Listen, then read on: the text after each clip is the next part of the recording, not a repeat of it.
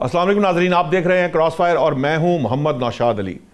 नाज़रीन, इस वक्त इंतखाबी मुहिम जो है वो ज़ोरों शोर से जारी है गिलगित बल्तिस्तान में। 5 तारीख की रात 12 बजे तक वो जारी रहेगी। 7 जून को फिर इंतखाबात होंगे। हम देख रहे हैं कि वहाँ पर ख्वाजा साद रफ़ीक ने भी जलसा किया, पीपल्स पार्टी के चेयरमैन बिलावल भुट्टो ज़रदारी साहब ने भी जलसा किया, फिर उसके अलावा बैरिस्टर गौहर साहब भी जो है वो स्कर्दू पहुँच चुके हैं। जमातें जो हैं वो अपने फुल स्विंग में हैं, कोशिश कर रही हैं कि जो 24 बराह रास्त नशिस्तें हैं उसके ऊपर वो इलेक्शन लड़ने जा रहे हैं। 9 नशिस्तें जो हैं वो मखसूस होंगी, जिनमें 6 जो नशिस्तें हैं वो ख़वातीन की होंगी और 3 टेक्नोक्रेट्स की होंगी जो मुतनासिब नुमाइंदगी पर दी जाएंगी। लेकिन ये जो 24 बराह रास्त नशिस्तें हैं इस पर जो तकरीबन 23 उम्मीदवार जो हैं वो पाकिस्तान पीपल्स पार्टी ने अपने खड़े किए हैं। IPP इस्तेहकाम पाकिस्तान पार्टी जो है उसके 15 उम्मीदवार हैं और 11 उम्मीदवार नून लीग ने जो हैं वो अपने इन प्लेस किए हैं। सिर्फ 8 ख़वातीन इन इलेक्शंस में हिस्सा ले रही हैं। कुल 9.5 लाख के करीब वोटर्स हैं, जिनमें से 5 लाख मर्द हैं, 4.5 लाख तकरीबन ख़वातीन हैं। और ये जो मुतनासिब नुमाइंदगी से हट कर बराह रास्त जो इलेक्शन लड़ने वाली ख़वातीन है, अगरचे कि ये तादाद 30% के करीब तकरीबन बन रही है, जो सिचुएशन है वहाँ पर पाकिस्तान तहरीक इंसाफ ने शोर मचाना शुरू किया हुआ है कि लेवल प्लेइंग फील्ड नहीं मिल रही। असद कैसर साहब जो हैं उनकी सैटरडे को फ्लाइट मिस हुई, अगरचे ख्वाजा साद रफ़ीक की भी हुई थी, लेकिन उन्होंने कहा कि जी उन्हें पुलिस ने पकड़ा, फ़्लाइट जो है वो जब चली गई तो फिर हमें छोड़ दिया गया, ट्रैफिक जैम का बहाना बनाया गया, या इस तरह के मामलात हैं। ये सब कुछ वहाँ हो रहा है। इलेक्शन कमीशन जो है उसने पाबंदी लगा दी है। सदर, वज़ीर आज़म, वफाकी वज़रा, चेयरमैन सेनेट जो ओहदे हैं, जिन ओहदों पर फाइज हैं इस वक्त काबीना, हुकूमत के लोग और इत्तेहादी, उन्होंने उनके ऊपर पाबंदी लगाई है और उन्होंने ज़ाब्ता अखलाक के ऊपर बड़ी सख्ती से कहा है कि जी अगर किसी ने ज़ाब्ता अखलाक की खिलाफ वर्जी की तो उम्मीदवार नाअहल भी हो सकता है, और जो दूसरा फ़र्द है जिसकी जो ज़ाब्ता अखलाक के दायरे में आए, न सिर्फ उसको सज़ा दी जा सकती है बल्कि सूबा बदर भी किया जा सकता है, गिलगित बल्तिस्तान से बाहर भी निकाला जा सकता है। नाज़रीन, एक तरफ गिलगित बल्तिस्तान के इंतखाबात हैं तो दूसरी तरफ हम देख रहे हैं कि जो KPK की गवर्नमेंट है, सुहेल आफरीदी साहब की जो हुकूमत है, वो भी हमें डामाडोल होती नज़र आ रही है। आज की जो ख़बरें हैं उसके अंदर वाज़े तौर पर यह लिखा गया है कि जो पार्लिमानी कमेटी का इजलास बुलाया था सुहेल आफरीदी साहब ने, उसमें 30 से ज़ायद अरकान जो हैं, बाज़ लोगों ने 35 कोट किया है, बाज़ ने 30 से ज़ायद का लफ्ज़ इस्तेमाल किया है, वो उसमें शामिल नहीं हुए।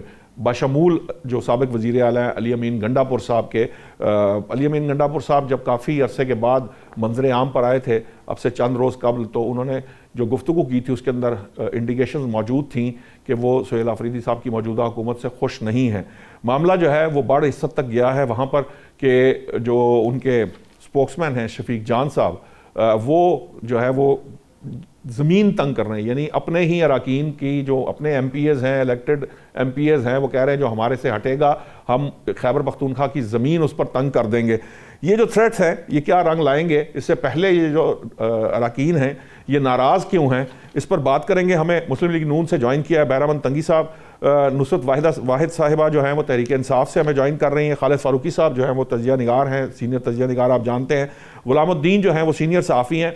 मैं सबसे पहले गुलामुद्दीन आपके पास आऊँगा। मैं ज़रा जानना चाह रहा हूँ कि इस वक्त वहाँ क्या सूरत हाल है, गहमा गहमी क्या है, इंतखाबी मुहिम कितने ज़ोर शोर से जारी है, कहाँ कहाँ किन किन इलाकों में जो यहाँ की सियासी जमातों के लीडर्स हैं वो पहुँच चुके हैं या वहाँ अप्रोच कर रहे हैं, क्या सिचुएशन है वहाँ गिलगित बल्तिस्तान में इस वक्त? Thank you so much Naushad साहब। जहाँ तक गिलगित बल्तिस्तान की बात की जाए तो ये गिलगित बल्तिस्तान असेंबली के लिए चौथे टर्म के इंतखाबात होने जा रहे हैं। तमाम सियासी जमातों के जो लीडरान हैं, फेडरल जो सियासी जमातें हैं, वफाकी सियासी जमातें हैं, उनके वो कायदीन इस वक्त मौजूद हैं गिलगित बल्तिस्तान के अंदर। बिलावल भुट्टो ने आज GBA 12 शिगर में खिताब किया है कि हम फॉर्म 45 का इंतजाम करें, फॉर्म 47 का हम इंतजाम करेंगे। बहरहाल उन्होंने अपने उम्मीदवारों को कहा कि फॉर्म 45 को यकीनी आप बनाएं, 47 का बंदोबस्त मैं खुद कर लूंगा, हो जाएगा। जी जी जी, ऐसा ही है। तो मजबूरी तौर पे नून लीग की भी क़यादत वहां पर मौजूद है। नून लीग के जो अपोजिशन लीडर हैं खैबर पख्तूनख्वा असेंबली में डॉक्टर इबादुल्लाह भी वहाँ मौजूद हैं। उनके अलावा कैप्टन सफदर साहब वहाँ पर हैं, साद रफीक साहब ने आज खिताब किया है और आबिद शेर अली साहब ने भी खिताबात किए हैं। तो मजमूई तौर पर गिलगित बल्तिस्तान के 24 की 24 हलकों में इंतखाबी गहमी इस वक्त जारी है।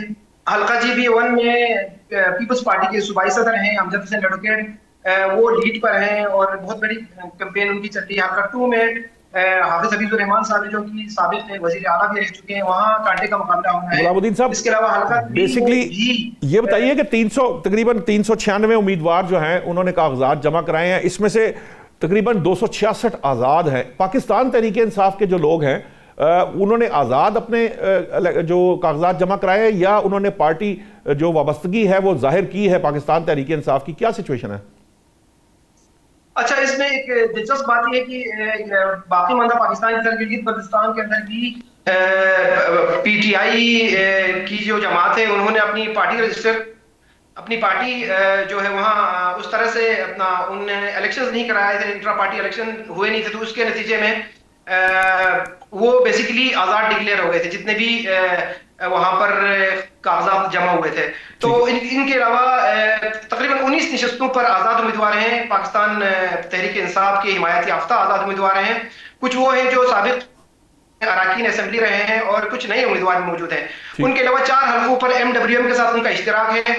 बहरहाल अगर तकरीबन मिला जुला के अगर तादाद बताई जाए तो 23 इनके मजमूई तौर पे बनते हैं। 19 PTI के हिमायत याफ्ता आज़ाद उम्मीदवार हैं और 4 जो है MWM के। तो ये मजमूई तौर पे 24 में से 23 उम्मीदवार मैदान में हैं। PTI की जहां तक बात की जाए तो PTI मजमूई तौर पे आपको पता है गिलगित बल्तिस्तान के अंदर भी उन्होंने कोशिश की थी, जब उनको पाकिस्तान तहरीक इंसाफ के प्लेटफॉर्म से जब कागजात नामजदगी जो ठुकराए गए तो उसके नतीजे में उन्होंने एक पार्टी वहां पर रजिस्टर करवाने की कोशिश की, वो थी गिलगित बल्तिस्तान डेमोक्रेटिक पार्टी। तो गिलगित बल्तिस्तान डेमोक्रेटिक पार्टी को भी उस तरह से क्लियरेंस नहीं मिली, तो उसके नतीजे में तमाम उम्मीदवार जिन्होंने कागजात जमा करवाए थे वो आज़ाद डिक्लेयर हुए थे। अपने अपने हलकों के अंदर चूंकि एक साइलेंट वोट भी कहा जा रहा है मौजूद है और PTI भी मैदान खाली नहीं रखे हुए और भरपूर उसमें कर रही है। बहरहाल जो दीगर पाकिस्तान के सियासी PTI के जो लोग वहां जाना चाह रहे थे वो कुछ नहीं जा पाए, कुछ चले भी गए थे, लेकिन बहरहाल वो कोड ऑफ कंडक्ट की वायलेशन को बुनियाद बनाकर सुबह बदर किया गया। तो ये मामलात हैं। मजमूई तौर पे जो मुकामी जो सियासी जमातें हैं उनके भी लीडरान मैदान में हैं, लेकिन उनकी तादाद कम है, उतनी ज्यादा नहीं है। ठीक है, बहुत बहुत शुक्रिया गुलामुद्दीन साहब। मैं चाहूँगा फारूकी साहब आप इसका जवाब दे दें, क्योंकि नुसरत वाहिद साहब जो हैं उनसे मुझे बात करनी है इस मामले के ऊपर। आपका क्या ख्याल है, ये जो इस वक्त सिचुएशन है हमारे यहाँ, जो इस वक्त अदम इस्तेहकाम है, सियासी अदम इस्तेहकाम है, ये जो अब फिर इलेक्शन होंगे, फिर नए सिरे से आर्गूमेंट होगा, फिर या शुरू कर दिया गया PTI की तरफ से भी कि लेवल प्लेइंग फील्ड नहीं मिल रही है, बात बढ़ते बढ़ते आगे बढ़ेगी और फिर मामला इसी तरह ही रहेंगे। देखिए नौशाद साहब, मसला तो ये है कि गिलगित बल्तिस्तान हो या आज़ाद कश्मीर जैसे इलाके, यहाँ वाकई सूरत हाल तो यही होती है कि जब भी कभी इलेक्शन होते हैं तो उसमें विफाक के जो एक नुमाइंदगी करने वाली कुव्वतें हैं वो, और समझे कि जिसका जोर चलता है असल में वो अपना जोर दिखाता है। ये PTI जो शिकायत जो कर रही है, तो PTI खुद भी तो यही कुछ करती रही ना। इनकी हुकूमत कैसे बनी थी, तो ये इलेक्शन कैसे जीते थे, जो क्लीन स्वीप हो जाते हैं वो ऐसे ही हो जाते हैं ना। तो अब ये इस वक्त जो शिकायत हैं वो कुछ तो चीज़ें नज़र आती हैं कि वाकई हुकूमत जो है वो इस हद तक असरअंदाज तो हो रही है कि जब लोगों की वहाँ फ्रीली एक आम तरफ जो है वो उसको उसमें कोई अगर रुकावट आती है। बेसिकली हमारे यहाँ एक इशू है नौशाद साहब, वो ये कि जब कोई क्राइसिस नहीं होता तो हम ख्वाहिशमंद होते हैं क्राइसिस पैदा हो। हम उस बेयकीनी को जो नहीं होती वो बेयकीनी को हम लेके आते हैं। जब बेयकीनी हम ले आते हैं तो फिर उससे तो बढ़ना ही होता है। देखिए GB बड़ा सेंसिटिव इलाका है, बहुत हसास इलाका है, आज़ाद कश्मीर भी और GB भी। यहाँ पे जो भी इलेक्शन का प्रोसेस होना चाहिए था वो इंतहाई पुरअमन होना चाहिए था। मैं नहीं कहता कि इस वक्त को वहाँ पे को बहुत कोई धांधली हो रही है, प्री पोल रिगिंग हो रही है और ऐसा कुछ है। ये जाहिर है जो शोर मचाना है वो PTI क्योंकि अपोजिशन में है इसलिए उसने तो ये कहना ही है। और वो जो पाकिस्तान में इलेक्शन हुए थे जिसमें पीटीआई हारी, जहां से वो हारे, असल में हारे, उन्होंने उसको भी मुतनाज़ कर दिया। और जहां से उनको हराया गया, जो पाकिस्तान का एक पॉलिटिकल कल्चर है, फिर मैं कहता हूँ उसमें बाज़ औक़ात इदारे मुलव्वस होते हैं, बाज़ औक़ात हमारे ये एक कल्चर है जहाँ पे लोकल लेवल पे धांधली होती है। जो ताकतवर लोग होते हैं उन्होंने नीचे वो जो पोलिंग का स्टाफ होता है उससे लेके सारी बरादियाँ और सारा कुछ थाना कचहरी उन्होंने पटवारी अपने साथ मिलाए होते हैं। तो ये चीज़ें वहाँ भी इस वक्त हो रही हैं। देखिए, जो पीटीआई की शिकायत है मेरे ख्याल के मुताबिक, ये क्योंकि एक जनरल इलेक्शन के बाद ये पहला मौका था कि आप एक ऐसा माहौल पैदा करते हैं, हुकूमत की मैं बात करता हूँ, हुकूमत का ये फर्ज है कि वो ऐसा माहौल पैदा करती जिसमें किसी को शिकायत का मौका ना मिलता। अगर अब भी शिकायत का मौका दिया जा रहा है और अब भी आप फ्लाइट्स को कैंसिल इसलिए कर रहे हैं कि आप नाम कुछ और लेते हैं, लेकिन उसमें आपके अपने लोग भी, जैसे अभी आपने बात की कि साद रफीक साहब भी उस फ्लाइट पे नहीं जा सके थे जहां पे असद कैसर जो अगर नहीं जा सके। इसी तरह पीपल्स पार्टी की लीडरशिप ने भी ये शिकायत की कि उनको भी रोका गया। अब हुकूमत का तो ये मौक़िफ़ है कि वहां पे क्योंकि इलेक्शन कमीशन के अहकामात की वजह से ना कोई वफाकी वजीर वहां पे गया है और ना ही चेयरमैन सेनेट या स्पीकर कौमी असम्बली या कोई और विफाकी हुकूमत से कोई आला अहदेदार वहाँ गया है, लेकिन इसके बावजूद कुछ ना कुछ लोग, जैसे अमीर मकाम साहब का नाम लिया जाता है, नवाज शरीफ साहब को एनओसी मिल गया है, वो जाएंगे अनकरीब। मियां नवाज शरीफ साहब को, हाँ, इलेक्शन कमीशन की तरफ से। लेकिन देखिए, मियां नवाज शरीफ के पास, उनके पास तो कोई सरकारी ओहदा नहीं है। हाँ, वो तो पार्लियामेंट के मेंबर हैं, वो तो जा सकते हैं और अगर उनकी सेहत ने इजाज़त दी, अगर वो वहाँ पे गए तो वो चले जाएंगे, उनको जाना भी चाहिए। कोई इसकी तो मैं बड़ी हिमायत करता हूँ कि पाकिस्तान की जो बड़ी पार्टियाँ हैं उनकी टॉप लीडरशिप जो है इसको वहाँ पे इन्वॉल्व होना चाहिए, मैक्सिमम इन्वॉल्व। 2 जगह देखिए, एक जीबी में, गिलगित बिल्तिस्तान में, और आज़ाद कश्मीर में। और इसके अलावा पाकिस्तान की जो मरकज़ी क़यादत है, सियासी क़यादत जो है, इसको अपना बहुत ज़्यादा टाइम जो है ये बलूचिस्तान को देना चाहिए, क्योंकि ये जगह ऐसी है जहाँ पे आपको अपने अवाम के साथ एक यकजहती दिखाने की ज़रूरत है। अगर आप उनके साथ डिस्टेंस रखेंगे तो ये गलत होगा। वहाँ पे जो कुछ तहफ़्फ़ुज़ात हैं पीटीआई के, वो कुछ दुरुस्त भी हैं, कुछ उनकी तरफ से प्री पोल एक धांधली का शोर भी बचाया जा रहा है ताकि वो कल को जो भी कर सके इलेक्शन को मुतराज़े कर। मैं नुसरत साहब की तरफ आऊंगा, लेकिन पहले तंगी साहब, मैं चाह रहा था कि ये सवाल आपके सामने रखा था, उस वक्त जरा टेक्निकल प्रॉब्लम आया। क्या वजह है सर के हमेशा की तरह ये इंतखाबात, हालांकि 24 सीटों पर इंतखाबात हैं, उसके बावजूद वहां पर फिर वही धांधली की बात या प्री पोल रिगिंग की बात या लेवल प्लेइंग फील्ड ना मिलने की बात, क्यों हुकूमत जो है वो ये नहीं कर पाती कि वो कम अज़ कम इस हद तक तो फैसिलिटेट करे कि कोई दूसरी सियासी जमात जो है वो, पीपल्स पार्टी ने भी ये आर्गूमेंट किया है, ये क्यों ये आर्गूमेंट सामने आ रहा है?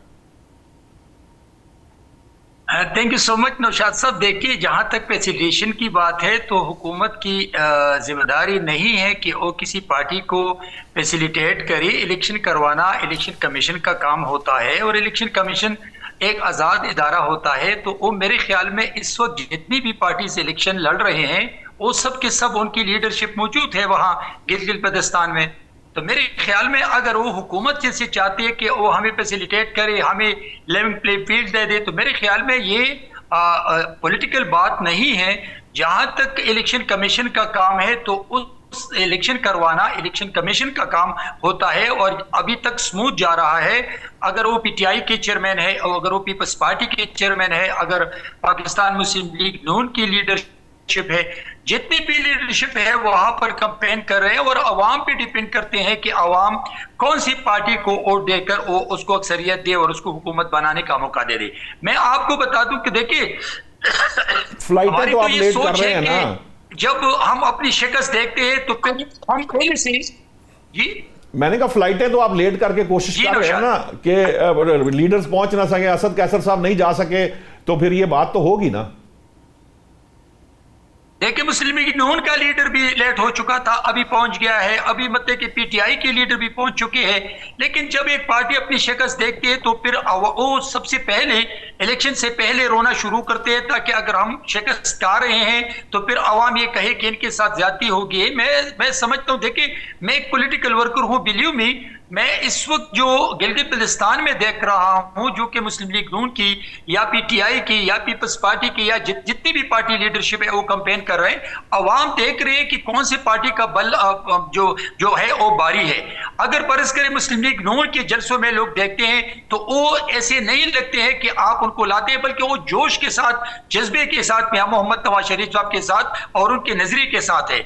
इसी तरह अगर पीपल्स पार्टी के चेयरमैन के जलसों में लोग जाते तो उनके नजरिए के लोग हैं। लेकिन यहां पर फैसिलिटेशन बिल्कुल गलत है कि हुकूमत उनको फैसिलिटेट करे, उनको जितवाना और हरवाना ये अवाम का काम है। लेकिन ये आने वाली हुकूमत जो है गिलगित बल्तिस्तान में, ये पाकिस्तान मुस्लिम लीग नून की हुकूमत और उनके साथ जो नजरियाती और जो मुस्लिम लीग की हुकूमत बनी। ये बताएं कि ये आपको कैसे पता चला इलेक्शन से पहले कि ये बनेगी? क्या तय हुआ है पीपल्स पार्टी के साथ कि कितनी नशिस्तें उन्होंने लेनी है इत्तेहादियों ने और कितनी आपके यहां आनी है, जिसकी वजह से आप कह रहे हैं कि हुकूमत बन जाएगी नून लीग की?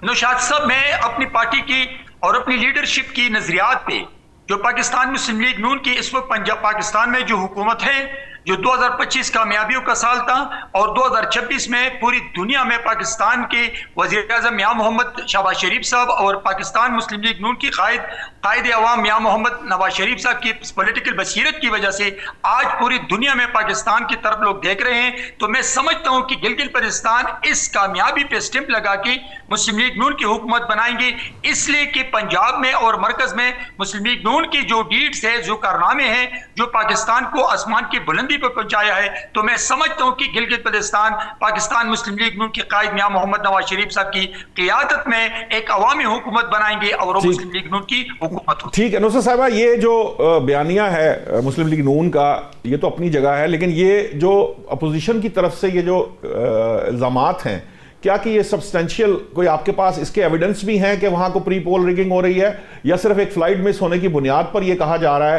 कि जी वहां पर जो है वो लेवल प्लेइंग फील्ड नहीं दी जा रही? बिस्मिल्लाहिर्रहमानिर्रहीम, बहुत शुक्रिया आपका अपने प्रोग्राम इनवाइट करने का। एविडेंस होने की जरूरत क्या है? आपको पता नहीं है कि क्या इलेक्शन में हुआ है, पिछले इलेक्शन में हमारे साथ किस तरह हमारी जीती हुई सारी सीटें दे दी गई इन लोगों को।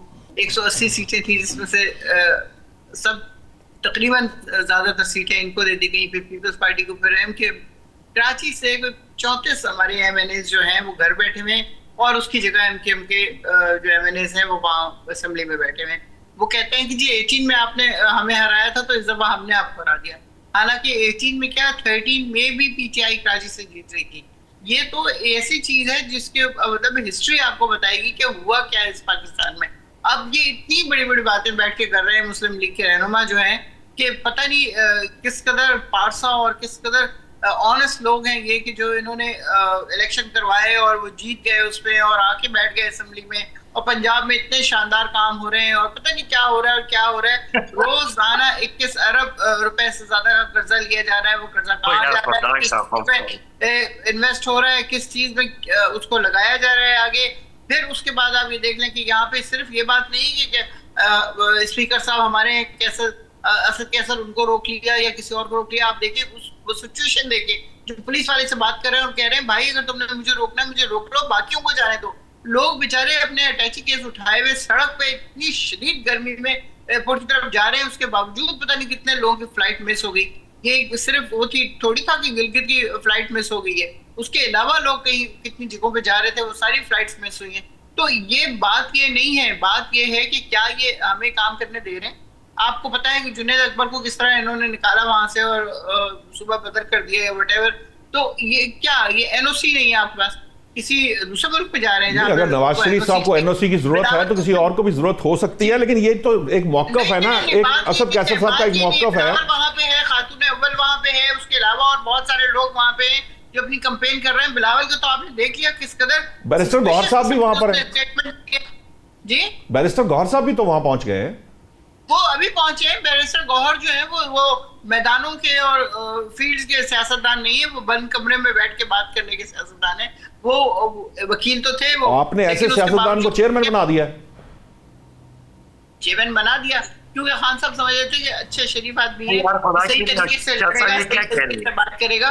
तो लेकिन बात ये नहीं है, बात ये है कि बहुत सारे जो बड़े बड़े जीदार किस्म के लोग होते हैं वो भी सारे बैठ जाते हैं अगर इस किस्म की सिचुएशन में उनको डाला जाए। जब नवाज शरीफ साहब बाहर गए थे तो उनके पास पीछे सिर्फ 3 लोग रह गए थे, यहाँ तो फिर भी 4 साल से बंद किया हुआ है उसको, 1000 दिन से ज्यादा सॉलिटरी कन्फाइन में रखा हुआ है। उसके बावजूद किस उससे ही कह रहे हैं कि नून लीग जीत जाएगी। सारी रैली सारी चीजें सिर्फ 804 की हिमायत में नारे बज रहे हैं और हर तरह लोग निकल रहे हैं वहां पे, हर तरफ से लोग निकल रहे हैं, तो जीतेंगे तो जाहिर यही, वो तो पक्का पता है ना। इनके जो गवर्नर सिंह था वो इसने कह दिया और उस पर उसकी गवर्नर ही चली गई कि आप वोट जिसको मर्जी दे निकलेगा तो हमारा। तो ये सिचुएशन यही है यहाँ पे भी, जिसको मर्जी जो मर्जी वोट देगा निकलेगा इनका। इन्होंने हुकूमत करनी है, इन्होंने सब कुछ करना है। और पता नहीं मेरे ख्याल जर्नलिस्ट भाई फरमा रहे थे कि हमने बेईमानी की थी अपने इलेक्शन के जमाने में। कौन सी बेईमानी हमने की थी, मुझे सिर्फ ये बता दें कि हमारे तो जब ये आरटीएस बैठा था उसमें भी 30 सीटें निकाल के 20 नून लीग को दी गई, 10 पीपल्स पार्टी को दी गई थी। 18 के इलेक्शन की बात कर रही हूँ मैं। ये खास तौर पे किया गया था इसलिए कि पीटीआई को इस तरह की कोई चीज ना दे दी जाए कि वो पूरे स्ट्रांग उससे वो आ रहे हो, फिर तो ये हमारे हाथ में नहीं आएगा। ये नहीं पता था कि आप उसको काट के देंगे तो भी वो ये तो फिर उसके लिए आरटीएस बिठाने की क्यों जरूरत पड़ी नुसरत साहिबा? आरटीएस फिर बिठाने की जरूरत क्या थी? फिर तो वो जो जीत रहे वो उनको देने थे ना, सीटें देनी थी नून लीग को और पीपल्स पार्टी को। अच्छा, वैसे वो थोड़े से स्ट्रांग हो। अच्छा, इसलिए सिस्टम बिठाया गया। ये बड़ा दिलचस्प मामला है। नुसरत साहिबा ने बड़ी जबरदस्त बात की है। इसमें हंसने की बात नहीं है, बिल्कुल सही बात कर रही हूँ मैं। आर्गुमेंट्स है ना जो नहीं, ये तो एक आपका एक ओपिनियन है, आपका ओपिनियन है, ठीक है, वो हम उसकी रिस्पेक्ट करते हैं। लेकिन मेरे क्योंकि 2018 में मैं चूंकि हेड ऑफ अफेयर्स में था, मैं इलेक्शन कमीशन के साथ काम भी कर रहा था। हम लोग चाहते थे कि जो मीडिया है उसके अंदर डायरेक्ट जो है वो पहुंचाए जाएं इंतखाब, ये जो है रिजल्ट्स, किसी को बीच में इंटरफेयर ना करना जाए, वो डायरेक्ट डिजिटली पहुंच जाएं और तमाम स्क्रीनों पे एक ही हो। इस सारे प्रोसेस में हम काम कर रहे थे। हमें पता चला था, मुझे बहुत अच्छी तरीके से याद है कि जिस दिन हमने ये फाइल उनसे लेनी थी, ये कनेक्शन डेवलप करना था चैनल्स ने, तो उस दिन वहाँ मामला ही बिल्कुल बदल गया था। और उसके बाद हमारे सामने आरटीएस बैठा, हमने देखा कि नताइज कैसे तब्दील हुए, किन सीटों पर तब्दील हुए। ये सारा कुछ हमारे सामने हुआ है। 2024 में भी हुआ है, 2018 में भी हुआ है। असल मामला ये है, ये जो फारूकी साहब ये प्रॉब्लम है ना हमारे यहाँ, कभी आरओ इलेक्शन थे, आपको याद होगा, ऐसे ही फिर आरटीएस आ गया, कभी चमक इलेक्शन, हाँ, फिर अब ये 180 सीटों का मामला है, फॉर्म 45 की, ये 47 की हुकूमत है। तो मामला तो ये चलता ही रहना है। ये क्योंकि अगर पीटीआई कहे कि जनाब वो ये हमारे साथ हो रहा है, पीपल्स पार्टी कहे हमारे साथ हो रहा है।